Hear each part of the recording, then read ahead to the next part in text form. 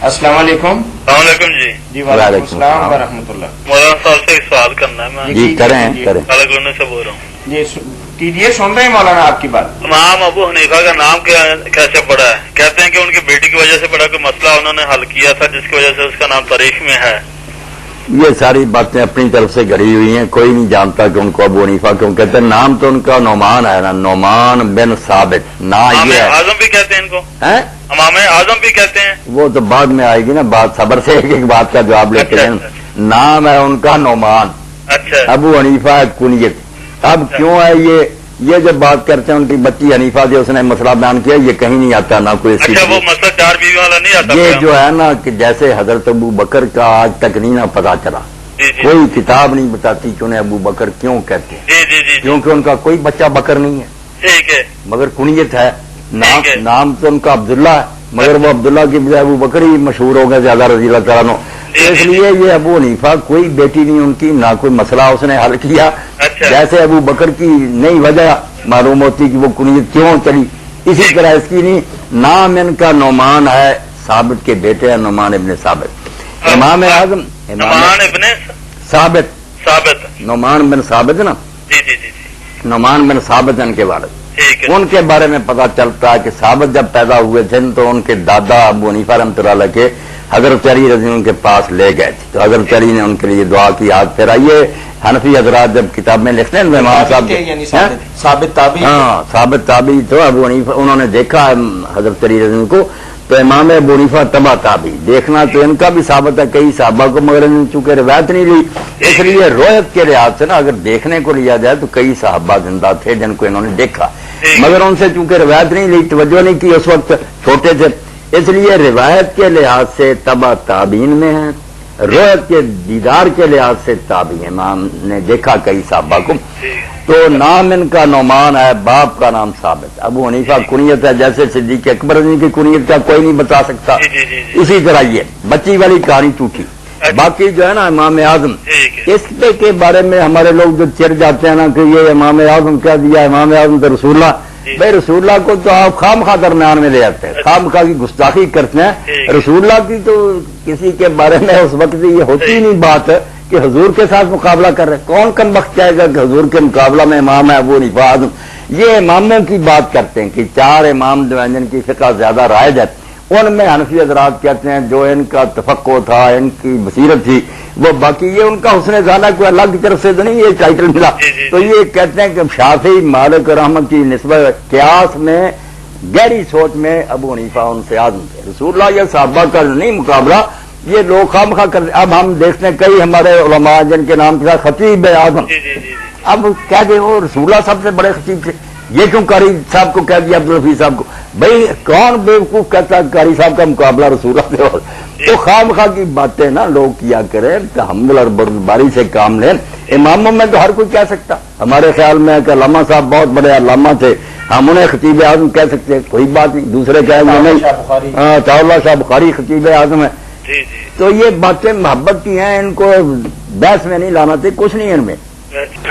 अस्सलाम वालेकुम। जी। वालेकुम अस्सलाम भाई, कहाँ से बात कर रही हैं? मैं मियावाली से बोल रहा हूँ, आमिर हबीब जी। आमिर साहब पूछे।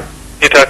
एक छोटा सा सवाल है, बल्कि 2 सवाल है। पहला सवाल मेरा ये है कि ये पूछना है कि आप ससुर के जमाने में एक शख्स मस्जिद नबी में दाखिल हुआ तो नमाज पढ़ना चाहता था। आपने फरमाया कि कौन सदका हासिल करना चाहता है, तो आपने हजरत अबू बकर के मैं करना चाहता था, आपने उसके साथ उन्हें फरमाया कि अच्छा इनकी जमात करा दो। जबकि हजरत अबू बकर नमाज पढ़ चुके थे पहले, उन्होंने दोबारा जमात कराई।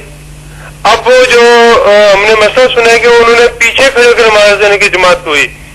तो एक दूसरा जो हमने सुना है कि एक सहाबी रसूल आप सल्लल्लाहु अलैहि वसल्लम के पीछे नमाज पढ़ते थे, फर्ज नमाज, फिर अपने कबीले में जमा कर जाकर उसी नमाज की इमामत कराते थे, यानी कि असर की नमाज पढ़ते थे, फिर अपने कबीले में जमा कर नमाज असर की इमामत कराते थे।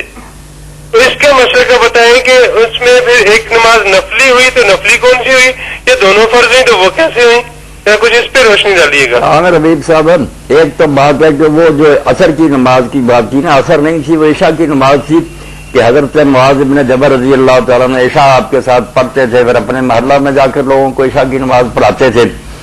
تو دوسری بات جو صدیق اکبر رضی اللہ عنہ کی نا، اس میں نہیں آتا کہ صدیق اکبر رضی اللہ عنہ نے اس کی امامت کرائی، وہ امامت اس شخص نے خود ہی کی، تو امامت کیا کرنی تھی، اس نے تو نماز شروع کر دی تھی، تو حضور علیہ السلام نے فرمایا کہ کون ہے جو اس پر صدقہ کرے، یہ نہیں کہ صدقہ کمائے، اس پر صدقہ کرے کہ یہ بیچارہ ثواب سے رہ گیا، 27 نمازوں کا ثواب ملنا تھا، تو کون ہے جو اس کو یہ ثواب دلائے۔ تو حضرت ابوبکر صدیق رضی اللہ عنہ پڑھ چکے تھے، وہ نماز تو اس نے شروع کر لی تھی، تنہا یہ اس کے ساتھ کھڑے ہو گئے، یہ بات ہوئی۔ اس میں نہیں حضرت ابوبکر نے امامت کرائی، جو یہ مسئلہ ہے کہ نفل والے نے جماعت کرائی فرض کی، وہ دوسری بات ٹھیک ہے۔ حضرت معاذ رضی اللہ تعالیٰ عنہ نا عشاء پڑھ کر جاتے تھے اور عشاء کی نماز انہیں پڑھاتے تھے، مگر جو یہ کہتے نا حضرات کہ وہ نفل پڑھتے تھے اس لیے ان کی نفل نماز کے پیچھے لوگوں نے فرض کی، یہ نہیں بات ہے۔ اس حدیث میں صاف ہے کہ وہی نماز تلک الصلاۃ، وہی نماز عشاء وہ دوبارہ پڑھتے تھے۔ اب یہ کہ ان میں سے کون فرض کون نفل، یہ جھگڑے کی ضرورت نہیں، معاملہ اصل میں یہ کہ اس زمانے میں فرض نماز 2 بار پڑھ لینے کی اجازت تھی، اسی لیے حضور کو بعد میں پھر یہ حکم جاری کرنا پڑا کہ لا تصلی صلاۃ مرتین، اب کوئی نماز فرض دوبارہ نہ پڑھی جائے، یہ بعد میں حکم ہو گیا۔ اس وقت جب حضرت معاذ پڑھاتے تھے وہ فرض کی نیت سے پڑھاتے تھے، وہی نماز پڑھاتے تھے، کہیں نہیں آتا کہ وہ نفل کی نیت کرتے۔ حدیث میں صاف الفاظ ہے کہ جو نماز وہ پڑھ کر گئے تھے وہی نماز پڑھاتے تھے، اسی نیت سے پڑھاتے، نفل وغیرہ نہیں پڑھاتے تھے۔ اس لیے یہ مسئلہ جو لوگ نکالتے ہیں نا کہ نفل والے کے پیچھے نماز، یہ کوئی بے بنیادی بات معلوم ہوتی ہے۔ نفل وہ پڑھنے والا وہ پیچھے پڑھ لے، جیسے حضرت ابوبکر رضی اللہ عنہ نے پڑھی، وہ ٹھیک ہے۔ جماعت کرانے والے کو فرض ہی پڑھنے چاہیے۔ جزاک اللہ جی۔ میرا دوسرا سوال یہ ہے کہ میں گھر میرے والدین میاں والی میں ہیں جی، اور زندہ ہیں، اور میری ساری زندگی یعنی کہ میں جو جاب یا نوکری کرتا ہوں وہ فیصلہ آباد میں ہی کرتا ہوں۔ اچھا، تو میں جب فیصلہ اگر کبھی 1 یا 2 دن کا جس طرح عید کے لیے یہاں پر آیا ہوں تو نماز پوری پڑھوں گا یا آدھی پڑھوں گا سفری؟ آپ کے والدین ہیں، بے شک اللہ انہیں سلامت رکھے، مگر اب اگر آپ کی کوئی اپنی جائیداد یا مکان وغیرہ وہاں ہے نا عامر حبیب صاحب، جی جی، پھر تو آپ پڑھیں پوری وہاں۔ اچھا، اگر نہیں نا تو والدین کی جائیداد ابھی آپ کی نہیں، وہ تو اللہ فضل فرمائے جب وفات ہوگی پھر ترکہ بنے گا نا، پھر آپ کا حصہ اس میں ثابت ہوگا، پھر آپ جائیں گے تو پھر آپ کا گھر ہی ہوگا۔ اب وہ گھر نہیں آپ کا، آپ مہمان ہی جاتے ہیں، بات سمجھنے کی بے شک ماں باپ کا ہی ہے، آپ کا وہ گھر نہیں ہے، آپ کی ملکیت اس میں اگر اپنی ہے نا کوئی مکان پراپرٹی وغیرہ، وہ الگ بات ہے۔ اگر میری پراپرٹی 3-4 شہروں میں ہے تو میں ہر شہر میں پھر پوری پڑھا کروں گا یا آدھی پوری پڑھوں گا؟ اگر آپ کی پراپرٹی 10-12 شہروں میں بھی ہو نا، تو جب وہاں آپ جائیں، بے شک رہائش کسی جگہ ہو، وہاں جہاں پراپرٹی ہے وہ وطن ہی ہوتا، وہاں جائیں گے پوری پڑھیں گے۔ جزاک اللہ جی۔ السلام علیکم جی۔ وعلیکم السلام ورحمۃ اللہ۔ زکوٰۃ کے حوالے سے بعض لوگوں نے یہاں ایک بات اور بھی شروع کر رکھی ہے نا کہ اگر سسرال کے گھر جائے تو وہاں پوری پڑے، یہ بھی مسئلہ مشہور کر رکھا، کوئی نہیں، یہ صحیح نہیں حدیث ہے، السلام علیکم، کیوں ہے اس کا گھر وہ